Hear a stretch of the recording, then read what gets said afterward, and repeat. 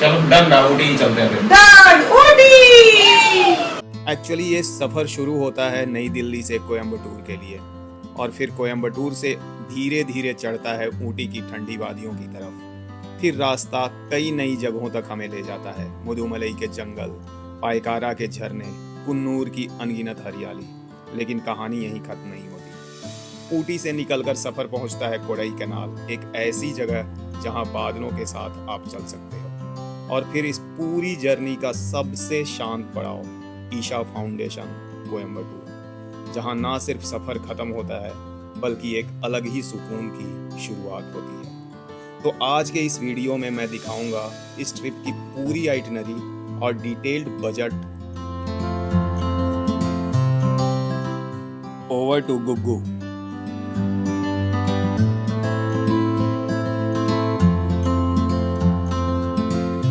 Day 0 पर हम नई दिल्ली से करीब शाम के 5 बजे कोयम्बटूर के लिए निकल गए। मैं यहाँ सजेस्ट करूँगा कि आप कोयम्बटूर के एयरपोर्ट के पास ही होटल लो, जिससे आपका अननेसेसरी ट्रैवल अवॉइड हो सके। अगले 7.5 दिन के लिए हमने कोयम्बटूर की ट्रैवल एजेंसी से कैब बुक करी थी, जिसका टोटल कॉस्ट 23K आया था। रात में हम लोग ट्रीवो प्रीमियम कैशे स्वीट्स में रुके थे, जो एयरपोर्ट से लगभग 2 से 2.5 किलोमीटर दूर था।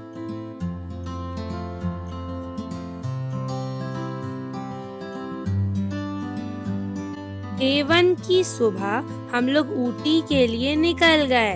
कोयम्बटूर से ऊटी का डिस्टेंस 100 किलोमीटर के आसपास ही है, पर पहुंचने में हमें ऑलमोस्ट 5 से 6 घंटे लग गए। ऊटी पहुंचने पर वहां बारिश हो रही थी। हमने अपने बुक्ड होटल स्काईडेल में चेक इन किया और बारिश रुकते ही हम ऊटी लेक चले गए। ऊटी लेक के बोट हाउस को आप डे 1 पर कवर कर लो।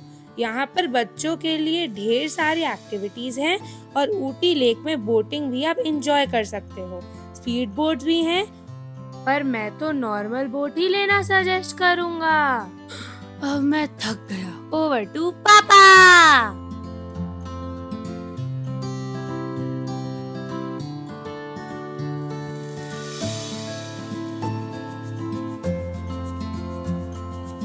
डे 2 थोड़ा हेक्टिक होने वाला है, इसलिए वाटर बॉटल हमेशा अपने साथ रखो।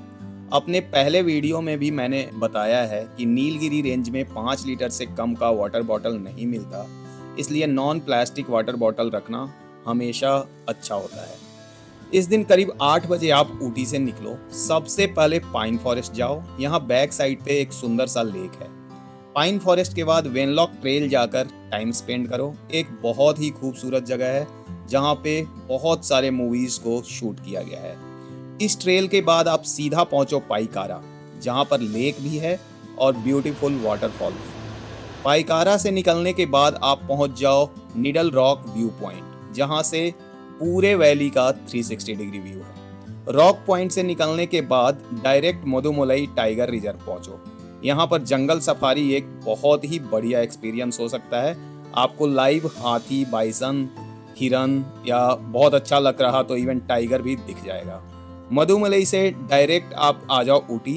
ये सारी चीजें कवर करने में आपको सुबह 8 बजे से शाम के करीब 6 बज जाएंगे। थोड़ा हेक्टिक होगा पर वर्थ होगा।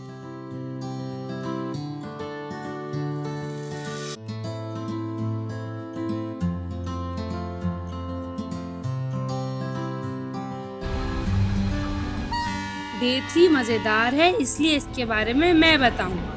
ऊटी से सुबह सुबह लगभग 9:15 बजे छुक छुक गाड़ी पकड़ो, जो कि है नीलगिरी टॉय ट्रेन। भाई साहब, मजा आ गया था मुझे इसमें बैठकर। ऊटी से वेलिंगटन फिर कुन्नूर। 1 घंटे की ये जर्नी टोटली फन है। वहाँ कैब से सबसे पहले हम गए टी गार्डन देखने। टी गार्डन के बाद पहुँचे हम डॉल्फिन नोज, जहाँ पर मैंने 2 कोल्ड ड्रिंक एक साथ पी ली।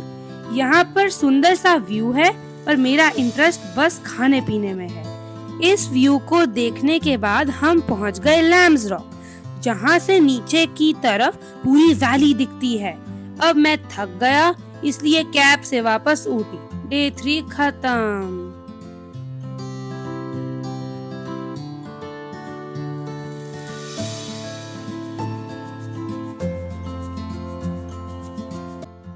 डे 4 थोड़ा बुरा था। पर थोड़ा सा ही, आपको भी लगेगा।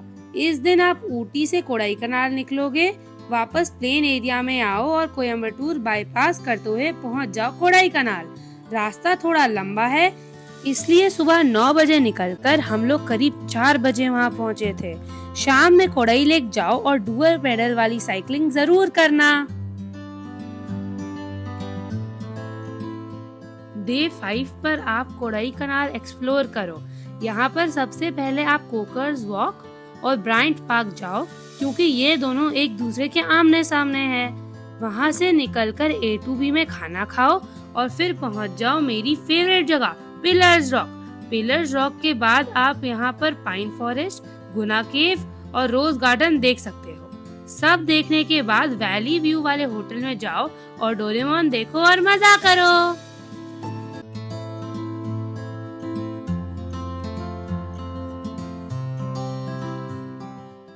डे 6 पर आप कोडाईकनाल से वापस कोयम्बटूर आ जाओ। ईशा फाउंडेशन में जाकर लॉर्ड शिवा और नंदी से मिलो, बहुत अच्छा फील करोगे।